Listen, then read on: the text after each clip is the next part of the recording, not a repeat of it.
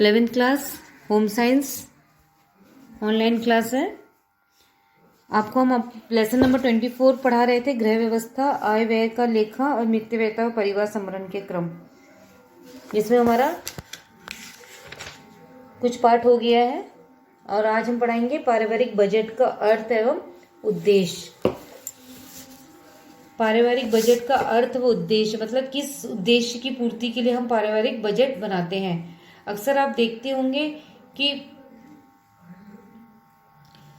घर में जैसे ही महीने की शुरुआत में इनकम आती है या पैसा हाथ में आता है तो अनेक खर्चे हमें याद आने लगते हैं और उन खर्चों की पूर्ति में हमारे सारे पैसे खत्म हो जाते हैं। और बाद में जब हमें हमारी जो आवश्यकताएं होती हैं और जो समय आने पर हमें पूरी करनी पड़ती है और उसके लिए पैसे नहीं बचते हैं तो हमें कर्ज लेना पड़ता है। इससे जो हमारा जो बजट है वो बिगड़ जाता है। इसीलिए हमें बजट बनाना चाहिए। बजट अगर एक बार बन जाता है तो उसी के अकॉर्डिंग हम खर्च करेंगे तो हमारे बजट के अकॉर्डिंग वो जितनी आय होगी उसी के अकॉर्डिंग बजट बनेगा।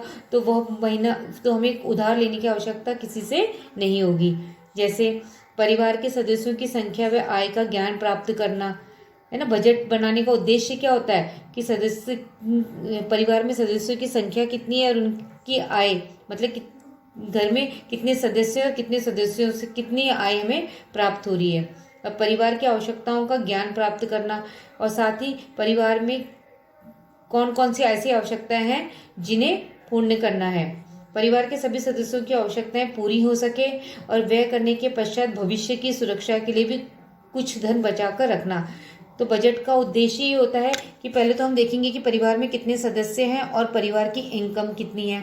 उसके बाद आवश्यकताएं कि किसकी कितनी आवश्यकता है, उन आवश्यकताओं का पता लगाकर हम बजट बना सकते हैं। और बजट बनाने से क्या होगा कि हम अपना कुछ धन बचा सकते हैं जो भविष्य में अगर किसी कार्य के लिए हमें आवश्यकता होगी तो उस धन का प्रयोग हम उस समय कर सकते हैं।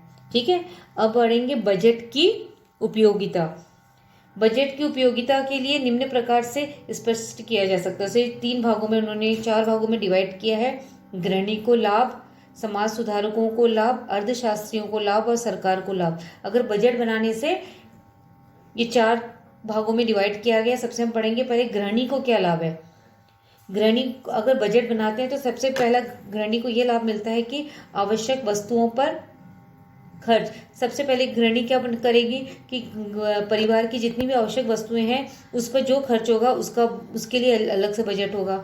उसके बाद आय व्यय का संतुलन कि बजट बनाने से आय और व्यय में संतुलन बना रहता है। मतलब जितनी आय होगी उतना ही व्यय होगा अगर बजट बनेगा तब। और व्यय की मदों की जानकारी भी जाती है और घर में व्यय किन किन वस्तुओं पर हो रहा है इसकी जानकारी भी गृहिणी को मिल जाती है। बजट बनाने से उसे पता चल जाता है कि कितने रुपए में उन्होंने अपने महीने का बजट बनाया है, कि कितने रुपए की वस्तु आई है, कितने का आपने खरीदा है और कितने पैसे उसे दिए हैं। बचत की व्यवस्था, आय का व्यय करने के पश्चात कम से कम 10% धन भविष्य के लिए बचाकर रखा जा सकता है ना। बजट बनाने का सबसे बड़ा उद्देश्य है कि बजट बनाने से हम कम से कम जो हमारी इनकम है उसका 10% हम धन जमा कर सकते हैं भविष्य के लिए, ताकि जब आवश्यकता हो तो उस धन का उपयोग कर सके। क्योंकि जीवन में कभी भी कोई भी आकस्मिक घटनाएं घट सकती हैं तो उस समय हम उस सुरक्षित धन का यूज कर सकते हैं। अब है समाज सुधारकों को लाभ। अब समाज सुधारकों को क्या लाभ है। समाज सुधारकों के लिए व्यय की भिन्न मदों की जानकारी मिलेगी कि उन्होंने कहाँ कहाँ खर्च किया है। व्यय की प्रकृति निश्चित है अथवा अनिश्चित है इसकी भी जानकारी मिलती है। मतलब जो उन्होंने खर्च किया है वो उन्होंने सही जगह खर्च किया है या गलत जगह। समाज में गरीब दरिद्र लोगों की जानकारी प्राप्त होती है। राष्ट्र के हित में धन लगाने की प्रेरणा दी जा सकती है। यदि विलासिता का व्यय ज्यादा हो रहा है तो सरकार कोई कानून बनाकर उस पर नियंत्रण रख सकती है। पिछड़े वर्ग की स्थिति को सुधारने भी सहयोग प्राप्त कर सकती है। यदि समाज सुधारक है, जो समाज को सुधार करने वाले लोग हैं, वो अगर बजट बनाते हैं तो उनको इन चीजों में सुविधा मिलेगी। अब अर्थशास्त्रियों को लाभ।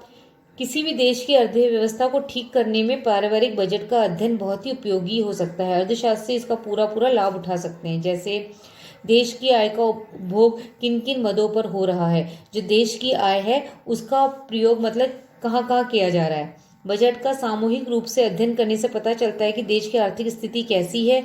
यदि किसी वर्ग की आर्थिक स्थिति शोचनीय है तो उसका सुधार किया जा सकता है। विभिन्न वर्गों के रहन सहन में होने वाले परिवर्तनों का पता चलता है। सरकार की नीतियां, महंगाई आदि का बजट पर क्या प्रभाव पड़ा, इसकी भी जानकारी प्राप्त हो जाती है। जो अर्थशास्त्री है अगर वो अपना बजट बनाते हैं तो उन्हें देश से संबंधित इतनी सारी जानकारियां आसानी से उपलब्ध हो जाएंगी। सरकार को क्या लाभ होगा?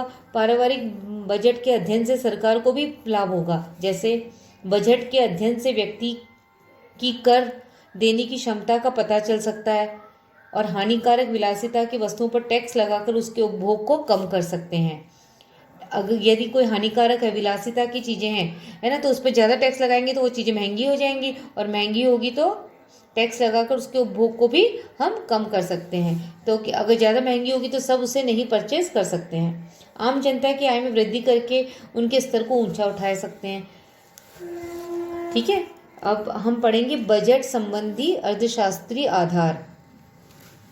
डॉक्टर एंजिल का नियम। प्रत्येक गृहिणी को बजट बनाना चाहिए, परंतु सही बजट कैसे बनाया जाए, क्योंकि बजट की उपयोगिता उसके सही ढंग पर निर्भर करती है। अर्थशास्त्री बड़े अच्छे ढंग से बजट बनाना बताते हैं। उनके अनुसार आय व्यय की योजना निश्चित समय में ही बनाई जाती है, जैसे एक सप्ताह या एक मास।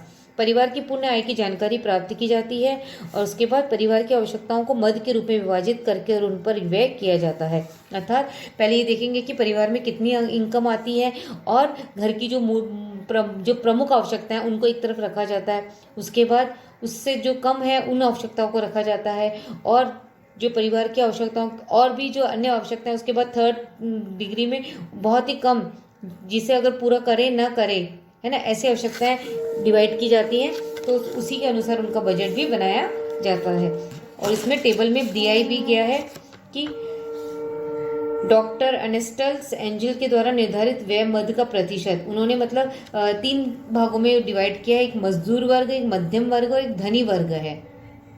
जैसे भोजन है, व्यय का प्रतिशत, भोजन के लिए मजदूर वर्ग बस 60% खर्च करता है और मध्यम वर्ग 55% और धनी वर्ग होता है वो 50%।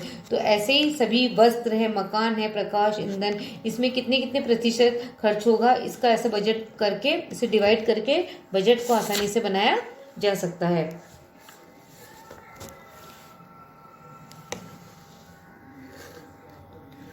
इसके बाद हम पढ़ेंगे पारिवारिक बजट बनाने के सिद्धांत, कि इसको बनाने से क्या सिद्धांत है।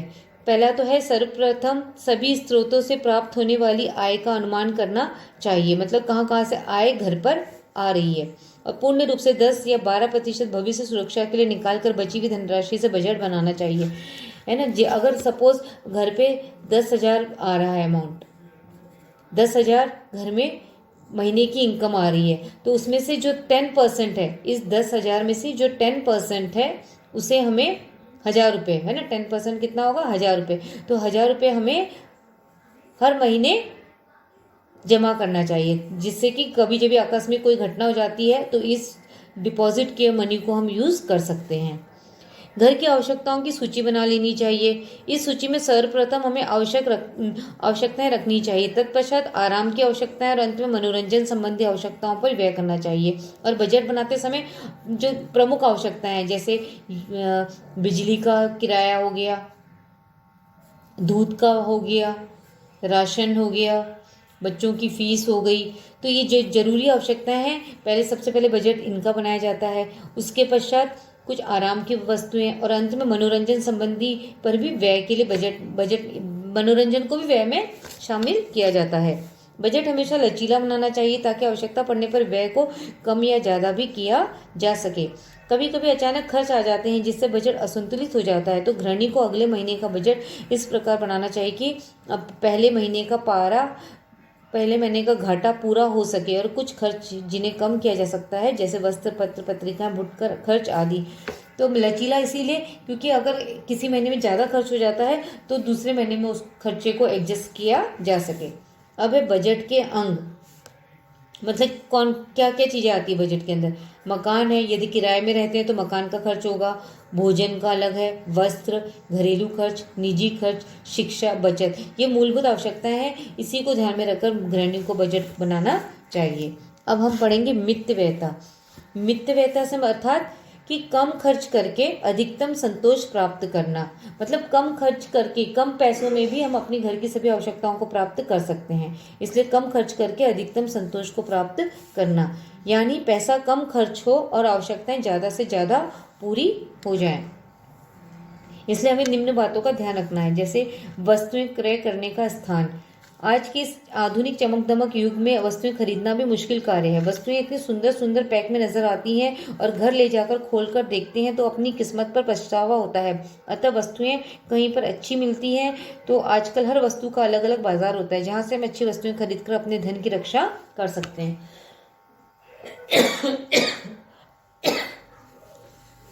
कुछ वस्तुएं ऐसी होती हैं कि वस्तुएं तो सेम होती हैं, लेकिन वही वस्तुएं छोटी दुकानों में नॉर्मल रेट में मिलेगी, और अगर वही चीज़ आप बड़ी दुकानों से लेते हैं तो वो हो सकता है कि वो आपको अधिक रेट में मिले। तो ये इसकी क्वालिटी में भी अंतर होता है, और कभी कभी सेम वस्तुएं भी वही छोटी दुकानों में हमें मिलती है और वही वस्तुएं हमें बड़ी दुकानों पर भी मिलती है। तो वस्तुओं को खरीदते समय इस बात का विशेष ध्यान देना चाहिए। खरीदारी के सिद्धांत।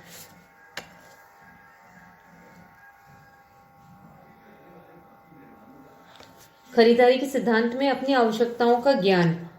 गृहिणी परिवार का संचालन करती है, इसलिए अतः गृहिणी को परिवार के सदस्यों की आवश्यकताओं की जानकारी होनी चाहिए। अगर उसे अपने परिवार के सदस्यों की आवश्यकता की जानकारी होगी तो इसे बजट बनाने में सुविधा होगी, और उसी के अनुसार वो उतनी ही आवश्यकताओं को प्राथमिकता देगी जो प्रमुख हैं। आवश्यकताओं की तीव्रता का ज्ञान। उन आवश्यकताओं की तीव्रता का मतलब जो आवश्यकताएं तो बहुत सारी होती हैं, लेकिन उन सभी आवश्यकताओं में से भी उन आवश्यकताओं को प्राथमिकता दी जाती है जो बहुत ही प्रमुख होती हैं।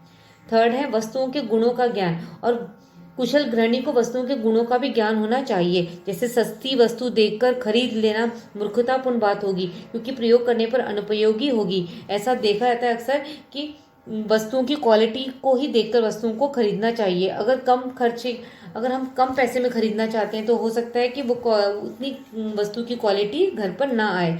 तो वस्तुओं को खरीदते समय उसकी क्वालिटी पर विशेष ध्यान देना चाहिए, जिससे कि वस्तुएं सही से गुणों को परख कर ही वस्तु खरीदे जाए। मोल भाव करने की क्षमता, और बाजार में कुछ भी वस्तु खरीदते समय मोल भाव करने भी आना चाहिए, तभी आप किसी वस्तु को अच्छे से खरीद सकते हैं। वस्तुओं के मूल्यों का ज्ञान, और साथ ही गृहिणी को मूल्यों का ज्ञान भी होना चाहिए। अगर हम बाजार जाते हैं, प्रतिदिन घर के सदस्य बाजार जाते ही रहते हैं, और मेनली जब बजट बनाती गृहिणी तो गृहिणी को ही मूल्यों का भी ज्ञान होना चाहिए। यदि वो मार्केट में लेने जा रही है, सब्जी लेने जा रही, तो उसे सब्जी वो रेट पता होना चाहिए, और रेट अगर उसे पता होगा तो वह सही रेट जहाँ से मिलेगा वहीं से सब्जी लेगी, क्योंकि सब्जियों में भी सब अलग अलग रेट बताते हैं। यदि उसे सही रेट का पता होगा तो बस उसी के अनुसार सही रेट से सब्जी परचेज कर सकती है। अब है वस्तुओं की मात्रा का ज्ञान, और कितनी पैमाने में हमें वस्तुएं खरीदनी है इस बात का भी ज्ञान होना चाहिए। तो अगर गृहिणी इन सब बातों का ध्यान रखती है तो उसे बजट बनाने में किसी प्रकार की कोई भी कठिनाइयाँ नहीं होती है। अब है परिवार संभरण के क्रय तथा गृह खर्च, मतलब परिवार को चलाने के क्या क्या खर्चे हैं और क्या गृह खर्च हैं। परिवार संभरण के प्रमुख क्रय व उनका हिसाब किताब। बाजार संबंधी व्यय। घर में प्राय निम्न 5 प्रकार के आवश्यक संभरण हेतु क्रम को व्यय देखा जाता है, जैसे भोजन में होने वाला व्यय, शक्कर तेल और मसालों में होने वाला व्यय, वस्त्रों पर होने वाला व्यय, अन्य व्यय। सेकंड है ईंधन व प्रकाश पर होने वाला व्यय। थर्ड है दूध पर होने वाला व्यय।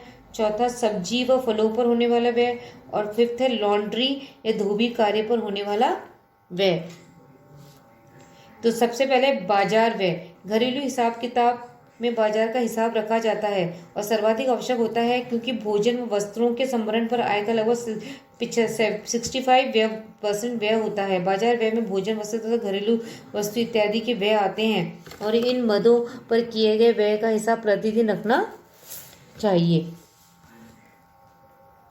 क्योंकि हर घर में अनेक आवश्यकताएं होती हैं। तो जो प्रमुख आवश्यकताएं जैसे भोजन और वस्त्र है, तो इनके खर्चे के लिए हमें 65% हमारा जो जितनी भी इनकम है उसके 65% उसमें व्यय हमारा होगा, निश्चित होगा। कई दिनों का हिसाब एक साथ लिखने पर कई वस्तुओं के भूलने का भी डर लगता है, इसलिए गृहिणी को दिन भर में होने वाले व्यय की रात्रि में अवश्य लिख लेना चाहिए और हिसाब लिखते समय दिनांक और बार भी अवश्य लिखना चाहिए, जिससे कि हिसाब किताब की आसानी रहती है। अगर एक गृहिणी ऐसा कार्य करती है, प्रतिदिन का हिसाब किताब बनाती है और उसके खर्चे कितना प्रतिदिन में एक दिन में कितना खर्च हुआ है, कितनी इनकम हुई है ना, कितने पैसे उन्होंने कहाँ खर्च किए, अगर वो हिसाब किताब लिखती है तो बजट बनाने में भी उसे सुविधा होगी। और बाजार का हिसाब रखने के लाभ, अगर बाजार का हिसाब रखती है तो उससे क्या लाभ होता है? बाजार का हिसाब रखने से वो ज्ञात हो जाता है कि एक महीने में कुल कितना खर्च होता है, और साथ ही गृहिणी के पास हिसाब किताब होने के कारण अनावश्यक वस्तुओं पर होने वाले व्यय को रोका जा सकता है। यदि वो बजट बना के चलती है तो हर महीने के हिसाब से बजट बनाएगी तो अनावश्यक खर्च को हम इससे रोक सकते हैं। हिसाब रखने के लिए जिस मद पर जितना व्यय करना होता है उतना ही होता है, अन्यथा भोजन वस्त्र आदि आवश्यक मदों के स्थान पर व्यर्थ कार्यों में पैसा व्यय हो जाता है। यदि बजट नहीं बनेगा तो क्या होगा?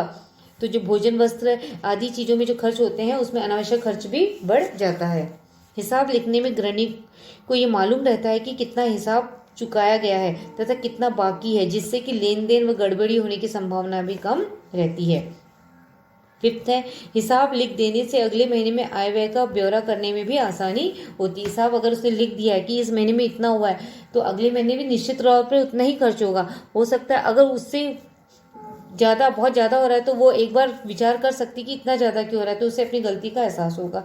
और बजट बनाने से यही लाभ होता है कि कहाँ गलतियाँ हो रही हैं और किस हिसाब से उन्हें बजट बनाना है और कौन सी हमारी प्रमुख आवश्यकताएं हैं, कौन सी गौण है, उसके बाद की आवश्यकताएं हैं, किस पर हमें कितना खर्च करना है, इस बात का गृहिणी को एक आइडिया हो जाता है। और बजट बनाने से कुछ पैसे हमारे बचत भी हो जाते हैं, जो आकस्मिक जब कोई घटना हो जाती तो हम उस समय उस पैसों को उपयोग में ला सकते हैं। क्लियर है? इसके नेक्स्ट क्लास में कराएंगे।